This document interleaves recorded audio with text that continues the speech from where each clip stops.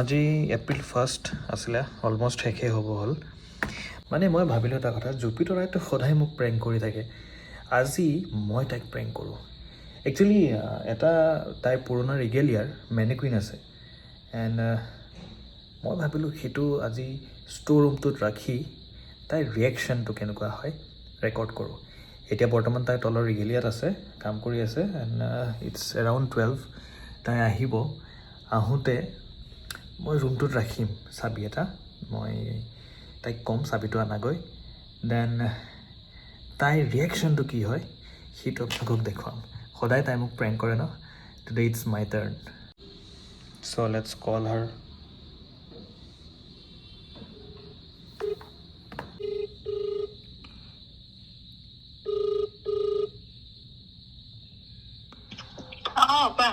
অঁ, কেইটা বজাত আহিবা? দেৰি হ'লচোন।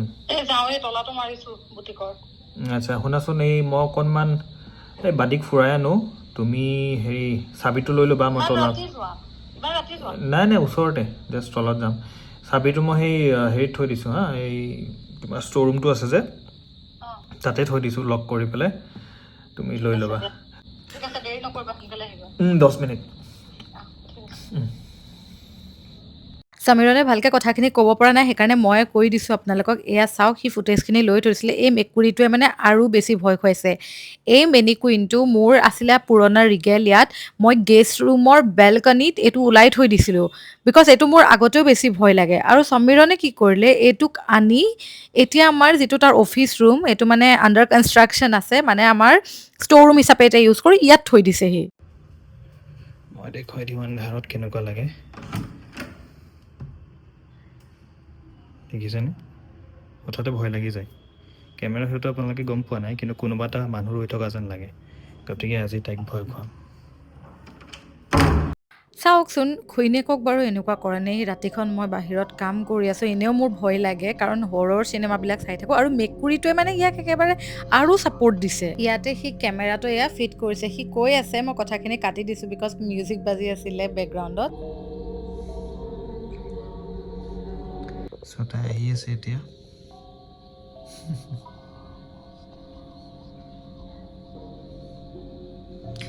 যাওঁ, সদায় মোক প্ৰেংক কৰাটো। মই সেইটো ৰুমত কেমেৰা এটা থৈ আহিছোঁ, তাই গম নোপোৱাকৈ। তাই ভাবিছে মই ঘৰত নাই, আৰু এতিয়া চাবি বিচাৰি আছে। চাবিটো একচুৱেলি মই সেই ৰুমটোত থৈ আহিছোঁ। এইফালে এটা ৰুম আছে, তাতে থৈ আহিছোঁ ঘৰৰ চাবিটো।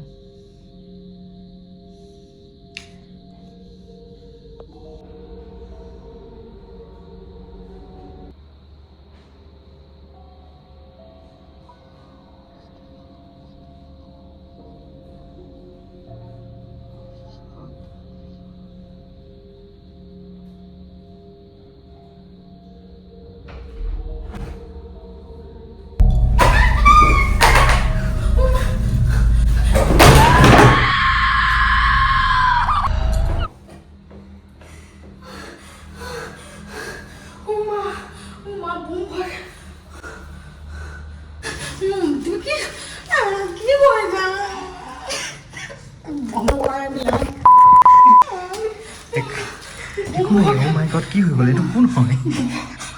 মোৰে ভয় লাগিছে দেখি। ভৰি হাত বেকা লাগি আছে। অ' মাই গড, কি কৈছিলা? ৰাতিপুৱা যাব ভয় খাওঁ। মোৰ যিমান আছিলে কটা ফচি হৈ গ'ল। অ'কে, চৰি। চব মোৰ যিমান আছিলে কটা ফুলফিল হৈ গ'ল। এতিয়া কাম সেইটো কেমেৰা চোৱা। একো নাই, ৰ'বা শুনা। তুমি যে দাৰ্জিলিঙত যে তুমি আঙুঠি হেৰুৱা প্ৰেংক কৰিছিলা, মনত আছে? তুমি ভাবা, তুমি এংগেজমেণ্ট ৰিং হেৰাই দিছিলা বুলি তুমি প্ৰেংক কৰিছিলা মোক। এইটোনো কি? এইটো সেই তোমাৰ পুৰণা ৰিগেলিয়াৰ পৰি আছিলে। বাই দ্য ৱে, এনেকে যদি পৰি থাকে ৰাস্তা কি এপ্ৰিল ফুল। তুমি এপ্ৰিল ফুলটো বেছি হ'ল। মাই গড এনেকৈ যদি ঢেপলেংকৈ ভগৱান এই কোনোবা আহিলে মানুহ হাৰ্ট এটেক হৈ কিবা হৈ যাব চাওকচোন ভগৱান এইফালে চাওক কেনেকৈ পৰি আছে বাৰু এইজনী হে ভগৱান মই বহুত ভয় খালোঁ Guys, never expected this type of prank from Samiran. My God, মই মানে কি জানে টাইমটো দেখিছেনে 12টা বজাত মই মানে আজি ৰিগেলিয়াৰ কাম কৰি আছিলোঁ বিহুৰ কালেকশ্যন আহিছিলে ধুনীয়া ধুনীয়া মই ভাবিছোঁ এৰেঞ্জমেণ্ট কৰি আহোঁ সেইখিনি এৰেঞ্জমেণ্ট কৰি আহোঁতে এতিয়া কেইটা বাজিলেগে 12:19 হ'ল ইমান ভয়ংকৰ প্ৰেংক কেনেকৈ কৰিব পাৰে মানে মানুহে মোৰ মানে লিটাৰেলি বুকু ধপধপকৈ মাৰিলে কাৰণ মই ভাবাই নাই মই মানে বেলেগ এটা মুডত আহিছিলোঁ যদি সি এইবিলাক ৰেকৰ্ড কৰিছে গম নাপায় হয়তো ষ্টেপখিনি মই অলৰেডি মানে ষ্টেপখিনি ভয় আহোঁ কাৰণ একদম তলৰ পৰা আহোঁ ন তলা চলা মাৰি দিয়ে তো বহুত বেছি ভয় লাগে মই ফ্লেছ অন কৰি আহোঁ আৰু বাৰ পিছলৈ ঘূৰি চাওঁ কিবা আহিছে নেকি আৰু সেনেকুৱা চিটুৱেশ্যনত মানে আৰু সেই মেনিকেনটো মই ক'ৰবাত থৈ দিছিলোঁ সেইটো পুৰণা মেনিকেন হয় সি ক'ৰ পৰা আনি সেইটো তাত থ'লে মই নাজানো মানে মোৰ বুকুখন একদম ধপকৈ মানে মাৰিছে মানে এনেকুৱা মানে এনেই বেলেগ টাইপ প্ৰেংক গম পাইছোঁ কিন্তু আজি মই পাহৰিও গ'লোঁ আৰু ইমান ৰাতি 1 তাৰিখটো হৈয়ে গ'ল কালি বাৰু কিবা কিবি দিনটোত মোৰ মনত আছিলে কিন্তু মানে মই কি ক'ম মানে মই ক'ব নোৱাৰোঁ মানে মোৰ কিবা মানে বুকুখন এতিয়াও একদম ধপ কৰি আছে